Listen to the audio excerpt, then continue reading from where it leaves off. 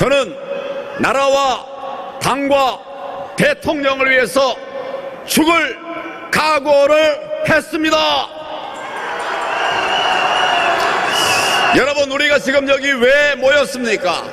나라 살리고 당 살리고 또 대통령 지키기 위해서 모였죠. 존경하는 당원 동지 여러분, 당이 먼저입니까? 내가 지지하는 후보가 먼저입니까? 누가 먼저입니까? 제가 김기현 후보의 비리 의혹을 이야기하니까 제가 내부 총질한다, 또 네거티브한다, 당을 혼란을 조정하고 있다, 이렇게 얘기를 하고 있습니다. 그러나 전혀 다릅니다. 부정과 비리를 도려내야 되지 않겠습니까? 내부 총질이 아니라 내부 수술입니다. 혼란 조성이 아니라 당의 대혼란과 또 총선 패배를 막기 위한 수단입니다. 여러분,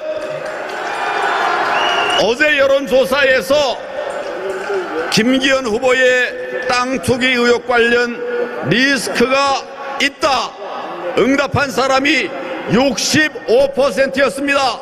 몇 프로라고요? 특히 20대는 70%가 넘었습니다. 다시 말해서 김기현 후보가 당대표가 되면 총선에서 필패한다는 답이 이미 나온 겁니다. 김기현 후보는 자신의 온갖 의혹에도 불구하고 윤석열 대통령이 자신을 민다는 얘기를 노골적으로 하고 있습니다. 정말 큰일 날 말입니다.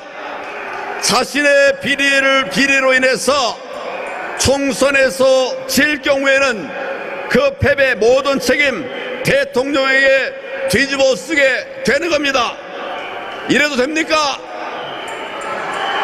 김기현 후보가 당대표가 되면 그의 권력형 토건 비리 그리고 당 땅 투기 의혹, 이것에 대해서 민주당이 맹렬한 공격 폭탄을 할 것입니다.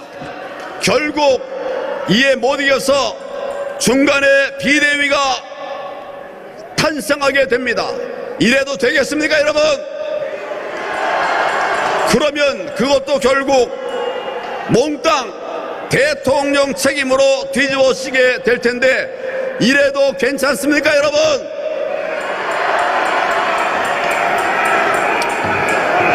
비대위의 힘이 막강해지면 오히려 우리 당의 구심점이 없어지고 당의 큰 혼란으로 빠지게 되는 것입니다. 비대위 체제를 비대위 체제를 이용해서 우리 당을 뒤에서 좌지우지하는 이런 세력들이 다시 바로하게 될 것입니다. 이래도 괜찮습니까? 결국 대통령의 국정 운영을 뒷받침하기는커녕 비대위 내부의 권력 다툼으로 또다시 자신의 이익, 자기 편의 이익만 생각하는 이런 패거리 정치가 될 텐데 그래도 괜찮습니까?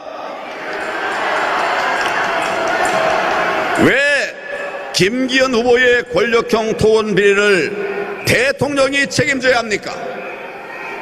김 후보는 더 이상 대통령이 자신을 민다는 얘기를 하지 말고 당장 사퇴하십시오. 그것이 진정 당과 나라와 대통령을 위한 길입니다. 안철수 후보, 정당 설립 전문가, 정당 파괴 전문가입니다. 안철수 후보가 당대표가 된다면 당의 정체성이 흔들리고 우리 당이 분열할 수밖에 없게 됩니다. 우리 나라가 사회주의로 갈 수도 있습니다. 그래도 안철수 후보는 보수의 가치를 체화할 이런 시간이 필요합니다. 지금은 당대표 아닙니다. 천하람 후보 지난 합동 연설회에서 이렇게 말했습니다. 북한이 강자 부리고 떼쓴다고 바다에 미사일 쏴대고 드론 날려대면 여기 강원도 접경지역 사는 우리 국민들 불안에 떨며 밤을 새워야 한다, 이렇게 얘기를 했습니다. 그럴듯하죠. 여러분, 정말 이렇게 하면 안 되는 겁니다.